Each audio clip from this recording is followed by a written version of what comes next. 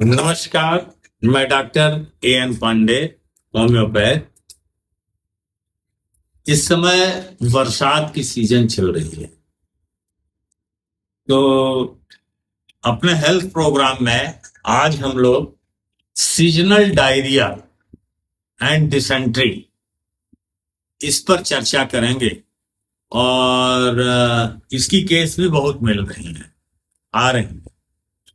तो हम आपसे कहना चाहेंगे कि सीजनल डायरिया जो होती है, डिसेंट्री जो होती है, या इस समय एक फूड पॉइजनिंग होती है, ये सब प्रदूषित भोजन, प्रदूषित जल और खुले में रखा हुआ कटा फल, प्रदूषित रहन सहन जिस जगह पे हम रह रहे हैं उसके कारण।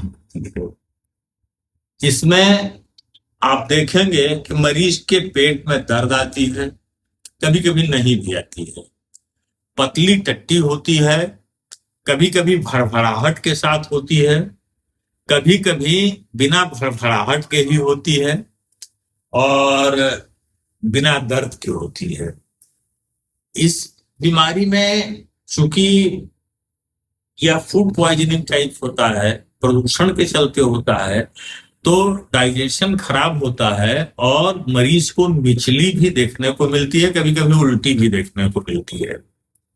पतली टट्टी और उल्टी एक ऐसी चीज होती है कि अगर ये ज्यादा हो जाए और आप उसका उचित प्रबंधन न करें तो बॉडी में डिहाइड्रेशन भी देखने को मिलता है।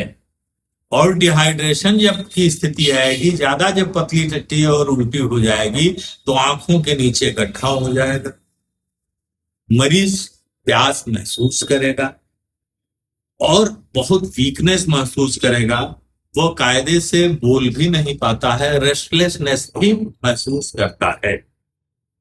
तो इसमें बहुत जांच की आवश्यकता नहीं पड़ती, क्योंकि टट्टी की या उल्टी की कल्चर करा के हम जांच करें तो 48 घंटे पर रिपोर्ट आती है, और 48 घंटा हमारे लिए बहुत आवश्यक होता है मरीज को स्टेबल करने के लिए। तो इसमें बहुत जांच की आवश्यकता नहीं होती।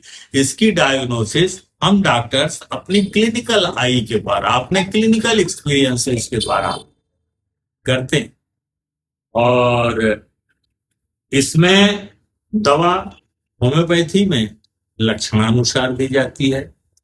अब लक्षणानुसार में आपको देखना होगा कि अगर पेशेंट को जल्दी जल्दी प्यास लग रही है और बड़ा इरिटेबल है, वो इस तरह की बात बोल रहा है कि मर जाऊंगा, जान नहीं बचेगा, तो ये पिक्यूलियर सिम्टम आर्सेनिक एल्बम का है। और आर्सेनिक एल्बम वहां मरीज की लाइफ भी सेव करेगी और उसको तुरंत अगर उसके टट्टी में बहुत बदबू है, उल्टी में बहुत बदबू है और बहुत ह्यूज क्वांटिटी में हो रही है, तो साथ में कार्बोवेज आप दे सकते हैं। कार्बोवेज बहुत ही अच्छी मेडिसिन है इसकी, और पेट उसका फुला हुआ है, उसको गैस्ट्रिक महसूस हो रहा है और बराबर टट्टी हो रही है, तो carbo veg is the life saving drug.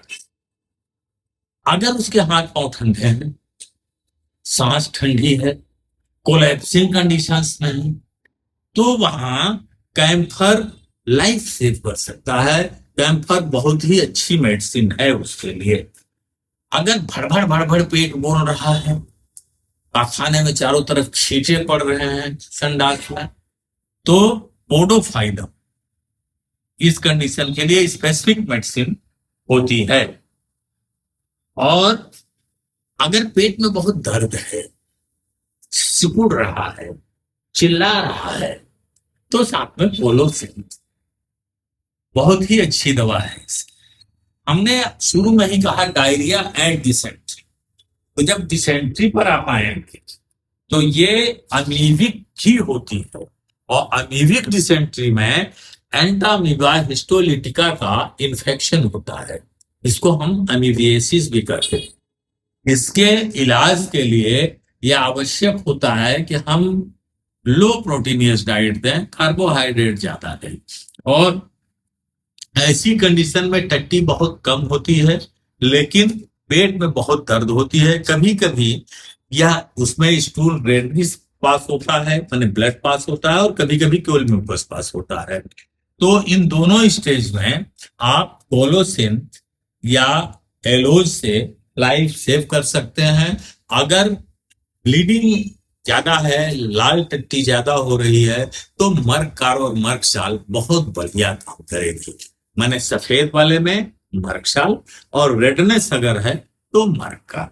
अब इस पेशेंट की व्यवस्था क्या करें, इसको रखें कैसे, क्या खान पान दें, ये भी विचार करना बहुत ही आवश्यक है। तो डायरिया डिसेंट्री के पेशेंट को बहुत ही प्लेन डाइट, पतली खिचड़ी, छाछ, दही, पका हुआ केला दिया जा सकता है या देना ही चाहिए। उसको हैवी भोजन, मर्चा, मसाला, घी, तेल नहीं दिया जाना चाहिए, और मरीज को आराम कराना चाहिए। एक बात का ध्यान रखें कि डिहाइड्रेशन नहीं होने देना है। ऐसी स्थिति में मरीज को हर टट्टी या हर उल्टी के बाद ORS का घोल या इलेक्ट्रॉल का घोल बराबर देते रहें, ताकि डिहाइड्रेशन ना हो। या कोई घबराने की चीज नहीं है, यह एक्यूट डिजीज होती है या टाइम बाउंड होती है, और बड़े आराम से ठीक हो जाती है। धन्यवाद। मिलते हैं आपसे आगे फिर किसी दूसरी समस्या पर।